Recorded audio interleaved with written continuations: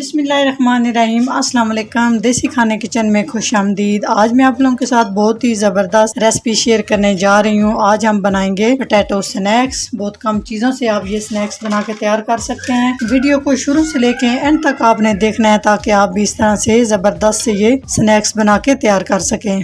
जी तो ज़बरदस्त से स्नैक्स बनाने के लिए यहाँ पे मैं 5 अदद ब्रेड का यूज करूंगी। तो सबसे पहले आपने क्या करना है, इस तरह से ब्रेड जो है इनके किनारे आपने कट कर लेने हैं। जो हमने ये साइड उतारी है इसके हम ब्रेड क्रम्स बना लेंगे और इसे हम किसी काम में लेके आएंगे। तो इस तरह से सारी हम ब्रेड जो है ना वो कट कर लेंगे। तो भाई यहाँ पे एक बाउल लेंगे के अंदर हम इस तरह से ब्रेड कट करके डाल देंगे सारी। इस तरह से ब्रेड हम एक बाउल में शामिल कर देंगे। उसके बाद यहाँ पे हम हाफ कप पानी ब्रेड के ऊपर शामिल करेंगे। बहुत ज्यादा आपने पानी शामिल नहीं करना जी। तो जब आपकी ब्रेड डबल रोटी थोड़ी सी नरम हो जाए तो इस तरह से आपने कोई भी चम्मच लेके इस तरह से आपने कट कर लेनी है जी। तो इसको हम इस तरह से एक साइड पे कर देंगे। तो नेक्स्ट स्टेप की तरफ चलते हैं जी। तो जबरदस्त स्नैक्स के लिए यहाँ पे 4 अदद आलू लिए हैं और आलूओं को मैंने छिलके उतार लिए हैं। अभी हमने कट किस तरह से करना है, इस तरह से सबसे पहले आपने पतली पतली सी कटिंग कर लेनी है इस तरह से, ताकि जब हम स्नैक्स बनाएं तो ये बहुत जल्दी से फ्राई हो जाए और क्रिस्पी से बन के तैयार हो। इस तरह से सारा कट कर लेंगे। उसके बाद आपने इस तरह से एक आलू उठाना है, इस तरह से क्यूब्स की शक्ल में आपने ना इन्हें कट कर लेना है इस तरह से जी। तो आप देख सकते हैं इस तरह से सारे हम आलूओं की कटिंग करेंगे जी। इस तरह से सारे आलू मैंने कट कर लिए हैं। इस तरह से आपने क्यूब्स की शक्ल में आलूओं को कट करना है। तो यहाँ पे हम आलूओं को अच्छे से धो लेंगे। उसके बाद हम किसी छन्नी में रखेंगे ताकि इसका जो इजाफी पानी है वो सारा अच्छे से निकल जाए जी। तो एक खुले साइज का बर्तन लेंगे जिसमें हमने सारी चीजें अच्छे से मिक्स करनी है। तो जो डबल रोटी हमने भिगो के रखी हुई थी उसको हम इस तरह से शामिल कर देंगे। उसके बाद क्यूब्स में कटे हुए आलू इस तरह से किसी छन्नी में आपने धो के रख लेने हैं। इस तरह से आपने प्याज की कटिंग कर लेनी है। तो 2 दरमियानी साइज के प्याज लिए हैं और इन्हें मैंने कट करके हाथ से मसल लिया ताकि इनके लच्छे जो है ना वो अलग से हो जाएं।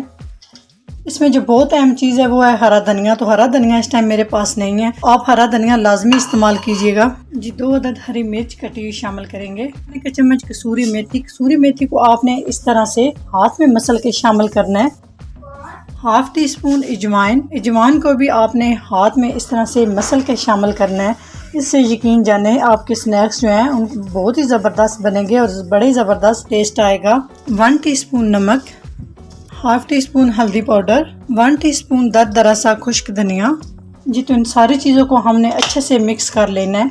1 टीस्पून इसमें हम कुटी हुई लाल मिर्च, आप चाहे तो मिर्च पाउडर भी यूज कर सकते हैं। सारे मसाले शामिल करने के बाद हम इन्हें अच्छे से मिक्स कर लेंगे। तो सारी चीज़ों को मैंने मिक्स किया है, ये अच्छे से भी बैंड नहीं हुई, आप देख सकते हैं। तो अभी हम इन्हें बैंड करने के लिए इसमें हम बेसन का इस्तेमाल करेंगे। तो एक छाननी ले लेंगे, इसमें हम बेसन शामिल करेंगे तकरीबन 4 खाने के चम्मच और इसको हमने अच्छे से छान लेना है जी। तो बेसन को छानने के बाद इस तरह से अच्छे से मिक्स कर लेंगे। यहाँ पे आप नमक मिर्च चेक कर सकते हैं, अगर कोई मसाला कम लग रहा हो या शामिल कर सकते हैं, अपने टेस्ट के हिसाब से भी शामिल कर सकते हैं जी। तो 4 खाने के चम्मच बेसन शामिल करने के बाद परफेक्ट ये सारी चीज़ें हमारी रेडी हो चुकी हैं जी। तो बैटर हमारा अच्छे से मिक्स हो चुका है।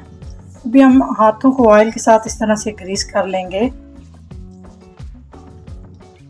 और इस तरह से बॉल की शक्ल में हम इन्हें बना के तैयार कर लेंगे इस तरह से। बाकी भी हम इसी तरह से सारे बनाएंगे, साथ साथ बनाते जाएंगे और साथ साथ हम इन्हें शामिल करते जाएंगे जी। ऑयल को हमने गर्म कर लिया है। अभी हम इस तरह से एक एक बॉल की शक्ल में बना के शामिल करते जाएंगे। आंच आपने कम कर देनी है ताकि ये अंदर और बाहर से दोनों तरीके से अच्छे से क्रिस्पी बन के तैयार हो। इस तरह से मैं बनाती जाऊंगी और साथ साथ शामिल करती जाऊंगी। तो यहाँ पे आंच हम कम करेंगे। 20 से 30 सेकंड तक आपने इन्हें बिल्कुल भी नहीं छेड़ना जी। तो अभी हम साइड चेंज करके चेक करते हैं जी। तो माशाल्लाह आप देख सकते हैं एकदम परफेक्ट। एक साइड से हमारे ये फ्राई हो चुके हैं। फिर हम इन दूसरी भी साइड इसी तरह से चेंज करेंगे और आंच आप देख रहे हैं कितनी आपने रखनी है, बिल्कुल इसी हिसाब से आपने आंच रखनी है ताकि ये अंदर से भी बहुत ज़बरदस्त से क्रिस्पी से फ्राई हो। सबके हम साइड चेंज करते जाएंगे।